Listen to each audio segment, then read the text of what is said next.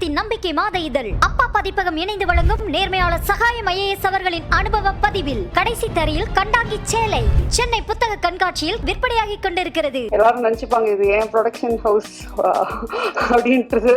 ஆனா சத்தியம் ஆக்டர்ஸ் நீங்க பாத்தீங்கன்னா படத்துல எத்தனை கத்தி வரும், எத்தனை கன்ஸ் வரும், எத்தனை சண்டை வரும், ஃபர்ஸ்ட் எடுத்தோன்னா அவங்க அதுதான் அவங்க கேட்பாங்க. இந்த படத்துல வந்து ரவி நம்ம ஒரு பட்டர் நைஃப் கூட யூஸ் பண்ண மாட்டோம் அப்படின்னு சொன்னேன். கொஞ்சம் ஆக்ஷன் படமே பண்ணிட்டு இருக்கிறேன் நான். அந்த இமேஜ் நான் மெயின்டைன் பண்ணணும். இந்த இமேஜ்குள்ள நித்யா மேனன் அவங்க சொன்ன மாதிரி அவங்க கிட்ட கதை சொல்லும் போது எனக்கு தெரியும் அவங்க ரொம்ப செலக்டிவா கதை பண்ணுவாங்க. ஆல்ரெடி அவங்கள பத்தி என்ன நான் கேள்விப்பட்டிருக்கேன்னா அவங்க எல்லாத்துலயும் ரொம்ப கரெக்டா இருப்பாங்க, ஸ்ட்ரெயிட் ஃபார்வர்டா இருப்பாங்க. சம்டைம்ஸ் சில இடத்துலலாம் கொஞ்சம் ஸ்ட்ரிக்டா இருப்பீங்க கூட. பாப்கார்ன் இல்லாம படம் பார்க்க முடியாத மாதிரி தான் தமிழ் படம். யோகி பாபு இல்லாம ஒரு தமிழ் படம் இருக்கு. ரமன் சார் பாட்டு பிடிக்காம இருக்க முடியும். பிடிக்கலனாலும் எப்படி சொல்றதுன்ற போது ஒரு பாட்டுல எனக்கு சார் இது வந்து கொஞ்சம் மூடுக்கு செட் ஆகல சார் அப்படின்னு சொன்னா அப்படியா சரி ஓகே வேற போட்டு கொடுத்துடலான்னு தான். அவர் வந்து ஒரு லெஜெண்ட். ஆனா அவருக்கே அது தெரியாது.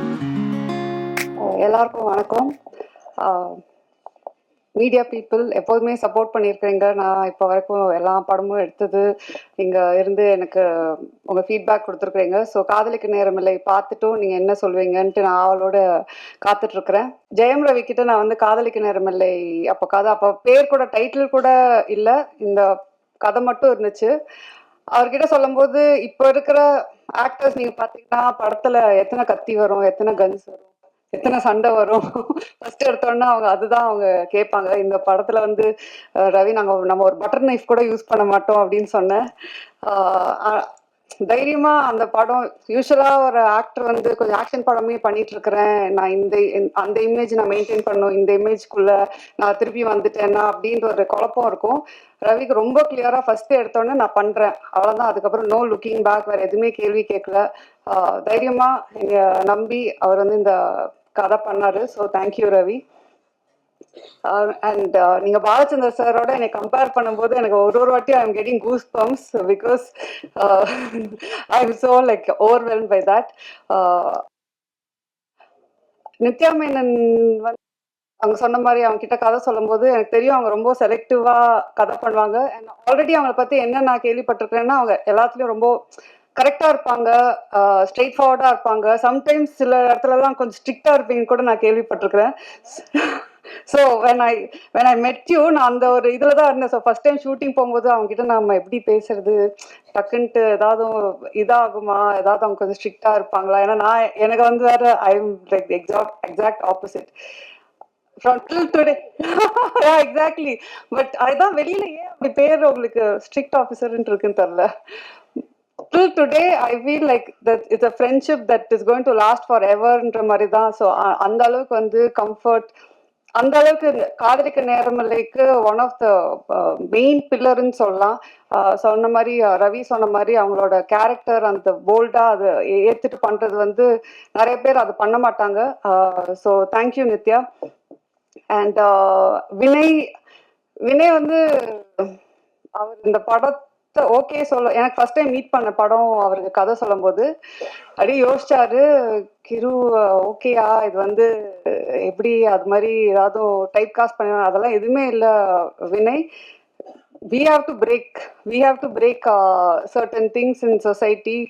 We have to normalize a lot of things அப்படின்னு சொல்லும் போது அவங்க okay I completely trust you அப்படின்னு சொன்னதுதான். அவர் இன்னைக்கு வரைக்கும் அவர் ஃபுட்டேஜ் எப்படி என்ன ஏது எதுவுமே கேட்கல. அவர் வந்து ஐ திங்க் அதனால்தான் அவர் one of the like best actors where he's willing to do different characters.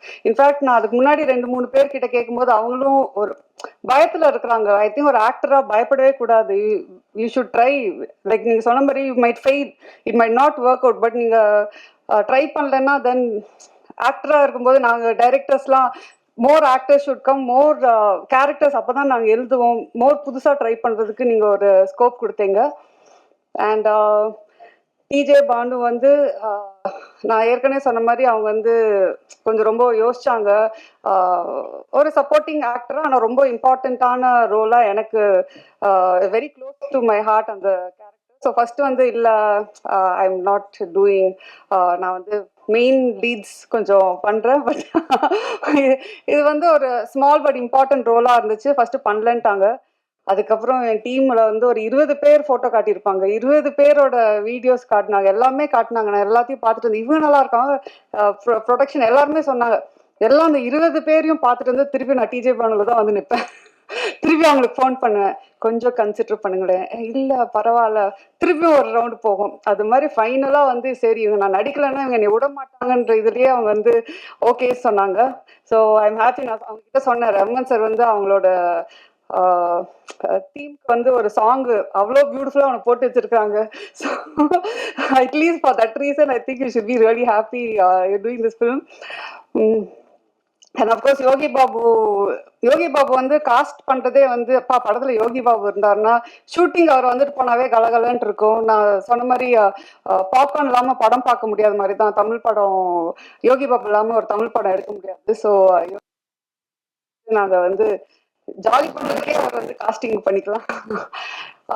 And of course Lakshmi ma'am, Mano sir, John Kokken, with you வந்து ஒரு சீன் தான் வருவாங்க, ஆனால் அவங்க நச்சுன்ட்டு ஒன்று பண்ணிட்டு போயிருப்பாங்க.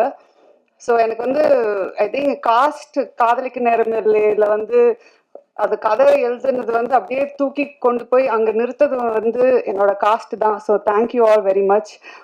இந்த படம் வந்து நீங்கள் இப்போ ஒரு விஷுவல் பார்க்குறீங்க, ஒரு எடிட் பேட்டர்ன் பார்க்குறீங்க.